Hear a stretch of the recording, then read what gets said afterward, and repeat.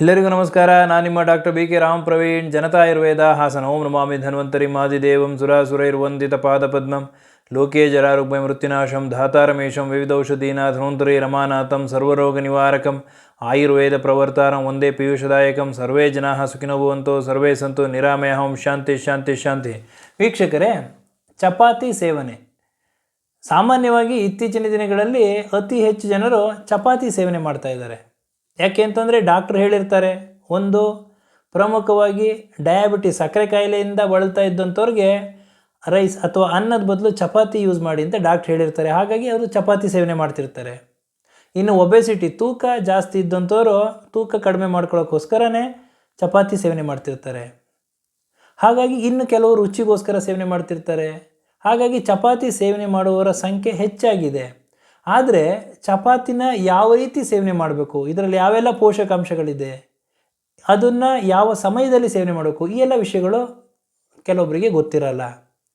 ಇವತ್ತಿನ ಈ ಒಂದು ಸಂಚಿಕೆ ಮಾಡ್ತಿರೋ ಉದ್ದೇಶ ಏನು ಅಂತಂದರೆ, ಚಪಾತಿಯಲ್ಲಿ ಯಾವ ಯಾವ ಪೋಷಕಾಂಶಗಳಿದೆ, ಇದನ್ನು ಯಾರು ಸೇವನೆ ಮಾಡಬೇಕು, ಯಾರು ಸೇವನೆ ಮಾಡಬಾರ್ದು, ಹಾಗೂ ಯಾವುದರ ಜೊತೆ ಸೇವನೆ ಮಾಡಬೇಕು, ಯಾವ ಸಮಯದಲ್ಲಿ ಸೇವನೆ ಮಾಡಬೇಕು, ಇದೆಲ್ಲದು ತುಂಬಾ ಪ್ರಮುಖ ಪಾತ್ರ ವಹಿಸ್ತದೆ. ಯಾಕೆ ಅಂತಂದರೆ ಚಪಾತಿ ಡಾಕ್ಟ್ರ್ ಹೇಳಿದರೆ ಚಪಾತಿ ಸೇವನೆ ಮಾಡಿ ಅಂತಂದರೆ ಚಪಾತಿಗೆ ಅವರಿಗೆ ಮನಸ್ಸಿಗೆ ಬಂದಿದ್ದ ಆಹಾರನ ಜೊತೆ ಮಿಕ್ಸ್ ಮಾಡಿಕೊಂಡು ಸೇವನೆ ಮಾಡ್ತಿರ್ತಾರೆ. ಆದರೆ ಇದು ಒಳ್ಳೆಯದಲ್ಲ. ಮೊದಲು ಚಪಾತಿಯ ಒಂದು ಪೋಷಕಾಂಶಗಳು ಇದರಲ್ಲಿ ಏನೇನಿದೆ ಅನ್ನೋದನ್ನು ತಿಳ್ಕೊಳ್ಳೋಣ. ಚಪಾತಿಯಲ್ಲಿ ಕಾಂಪ್ಲೆಕ್ಸ್ ಕಾರ್ಬೋಹೈಡ್ರೇಟ್ಸ್ ಇದೆ, ಫೈಬರ್ ಕಂಟೆಂಟ್ ಇದೆ, ನಾರಿನಂಶ ಇದೆ. ಹಾಗಾಗಿ ಈ ಒಂದು ಜೀರ್ಣಕ್ರಿಯೆ ಸಮಸ್ಯೆ ಏನಾಗ್ತದೆ ಇತ್ತು ಅಂದರೆ, ಮಲಬದ್ಧತೆ ಇತ್ತು ಅಂದರೆ ಈ ಸಮಸ್ಯೆ ನಿವಾರಣೆ ಆಗ್ತದೆ, ಕಾನ್ಸ್ಟಿಪೇಷನ್ ನಿವಾರಣೆ ಆಗ್ತದೆ. ಹಾಗೂ ಇದರಲ್ಲಿ ಪ್ರೋಟೀನು, ಮೆಗ್ನೀಷಿಯಮು, ಫಾಸ್ಫರಸ್ಸು, ಐರನ್ ಈ ಎಲ್ಲ ಪೋಷಕಾಂಶಗಳಿದೆ. ಹಾಗಾಗಿ ಚಪಾತಿನ ಸೇವನೆ ಮಾಡೋದು ಒಳ್ಳೆಯದು. ಹಾಗಾದರೆ ಚಪಾತಿನ ಯಾರೆಲ್ಲ ಸೇವನೆ ಮಾಡಬೇಕು ಅಂತಂದರೆ, ಆಹಾರ ಸುಲಭವಾಗಿ ಜೀರ್ಣ ಆಗ್ತಾಯಿದ್ರೆ, ಜೀರ್ಣಕ್ರಿಯೆ ಚೆನ್ನಾಗಿತ್ತು ಅಂತಂದರೆ ಸೇವನೆ ಮಾಡೋದು. ಯಾರು ಸೇವನೆ ಮಾಡಬಾರ್ದು ಅಂತಂದರೆ ಹೊಟ್ಟೆಯ ಸಮಸ್ಯೆ ಇದ್ದಂಥವರು, ಹೊಟ್ಟೆ ನೋವಿದ್ದ ಸಂದರ್ಭದಲ್ಲಿ ಚಪಾತಿನ ಸೇವನೆ ಮಾಡೋಕ್ಕೆ ಹೋಗಬೇಡಿ.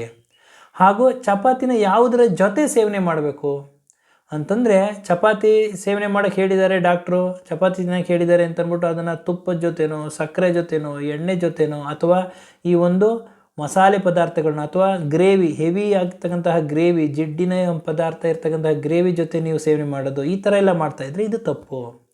ಚಪಾತಿನ ಯಾವತ್ತೂ ಪ್ರೋಟೀನ್ ಅಧಿಕವಾಗಿರ್ತಕ್ಕಂತಹ ಆಹಾರ ಪದಾರ್ಥಗಳ ಜೊತೆ ಸೇವನೆ ಮಾಡಿ.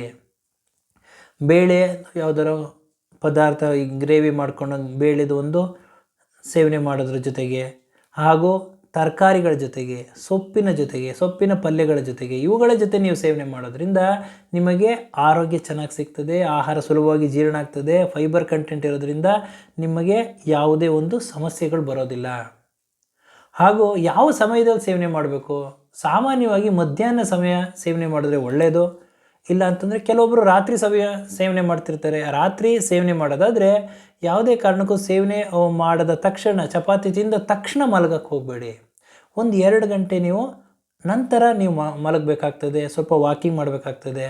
ಹಾಗಾಗಿ ಚಪಾತಿ ಸೇವನೆ ಮಾಡೋದು ತುಂಬಾ ಒಳ್ಳೆಯದು. ಇನ್ನು ಸಕ್ಕರೆ ಕಾಯಿಲೆ ಇದ್ದಂಥವ್ರಿಗೆ, ಡಯಾಬಿಟಿಸ್ ಇದ್ದಂಥವ್ರಿಗೆ ಚಪಾತಿನ ಯಾವುದ್ರ ಜೊತೆ ಸೇವನೆ ಮಾಡಬೇಕು ಅಂತ ಒಂದು ಒಳ್ಳೆ ಟಿಪ್ಸ್ ಹೇಳ್ತೀನಿ. ಅದನ್ನು ನೀವು ಫಾಲೋ ಮಾಡ್ತು ಅಂತಂದರೆ ನಿಮ್ಮ ಶುಗರ್ ಕಂಟ್ರೋಲ್ ಇರ್ತದೆ, ಹೃದಯದ ಆರೋಗ್ಯನೂ ಚೆನ್ನಾಗಿರ್ತದೆ, ಆರೋಗ್ಯದಿಂದ ಇರ್ತೀರ.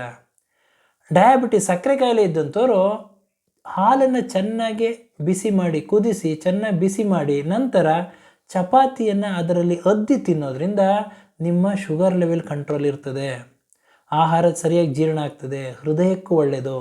ಆದರೆ ಯಾವುದೇ ಕಾರಣಕ್ಕೂ ಹಾಲಿಗೆ ಸಕ್ಕರೆ ಹಾಕಕ್ಕೆ ಹೋಗಬೇಡಿ. ಬಿಸಿ ಹಾಲಿನಲ್ಲಿ ಚಪಾತಿಯನ್ನು ಅದ್ದಿ ತಿನ್ನೋದ್ರಿಂದ ನಿಮ್ಮ ಶುಗರ್ ಲೆವೆಲ್ ಕಂಟ್ರೋಲ್ ಇರ್ತದೆ.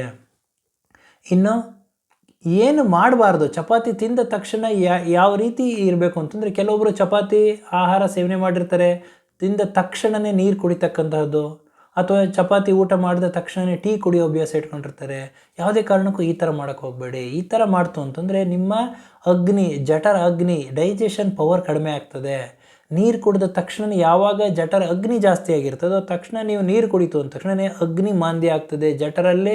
ಜಠರದಲ್ಲಿ ಅಗ್ನಿ ಏನಿರ್ತದೆ, ಡೈಜೆಷನ್ ಮಾಡ್ತಕ್ಕಂತಹ ಅಗ್ನಿ, ಅದು ಕಡಿಮೆ ಆದಾಗ ಏನಾಗ್ತದೆ, ನಿಮಗೆ ಹೊಟ್ಟೆಯ ಸಮಸ್ಯೆಗಳು ಬರ್ಬೋದು, ಹೊಟ್ಟೆ ಉಬ್ಬರ ಆಗಬಹುದು, ಮಲಬದ್ಧತೆ ಆಗ್ಬೋದು, ಗ್ಯಾಸ್ ಫಾರ್ಮೇಷನ್ ಆಗಬಹುದು. ಹಾಗಾಗಿ ಚಪಾತಿಯಲ್ಲಿ ಹಲವಾರು ರೀತಿಯ ಪೋಷಕಾಂಶಗಳಿದೆ. ಆದರೆ ಅದನ್ನು ಯಾವ ರೀತಿ ಸೇವನೆ ಮಾಡಬೇಕು, ಎಷ್ಟು ಸೇವನೆ ಮಾಡಬೇಕು, ಯಾವ ಸಮಯದಲ್ಲಿ ಸೇವನೆ ಮಾಡಬೇಕು, ಇದು ತುಂಬಾ ಪ್ರಮುಖ ಪಾತ್ರ ವಹಿಸ್ತದೆ. ಆದ್ದರಿಂದ ಇವತ್ತಿನ ಈ ಒಂದು ಸಂಚಿಕೆಯಲ್ಲಿ ಚಪಾತಿಯ ಮಹತ್ವ, ಇದರಲ್ಲಿ ಯಾವ್ಯಾವ ಪೋಷಕಾಂಶಗಳಿದೆ, ಯಾವುದ್ರ ಜೊತೆ ತಿನ್ನಬೇಕು, ಯಾವುದ್ರ ಜೊತೆ ತಿನ್ನಬಾರ್ದು, ಯಾವ ಸಮಯದಲ್ಲಿ ಸೇವನೆ ಮಾಡೋದು ಒಳ್ಳೆಯದು, ಈ ಎಲ್ಲ ವಿಷಯವನ್ನು ತಮಗೆ ತಿಳಿಸ್ಕೊಟ್ಟಿದ್ದೀನಿ. ನನ್ನ ಈ ವಿಡಿಯೋ ತಮಗೆ ಇಷ್ಟವಾಗಿದ್ದಲ್ಲಿ ಲೈಕ್ ಮಾಡಿ, ಶೇರ್ ಮಾಡಿ ಹಾಗೂ ನನ್ನ ಎಲ್ಲ ಮುಂದಿನ ವಿಡಿಯೋಗಳಿಗಾಗಿ ಸಬ್ಸ್ಕ್ರೈಬ್ ಮಾಡಿ. ಧನ್ಯವಾದಗಳು.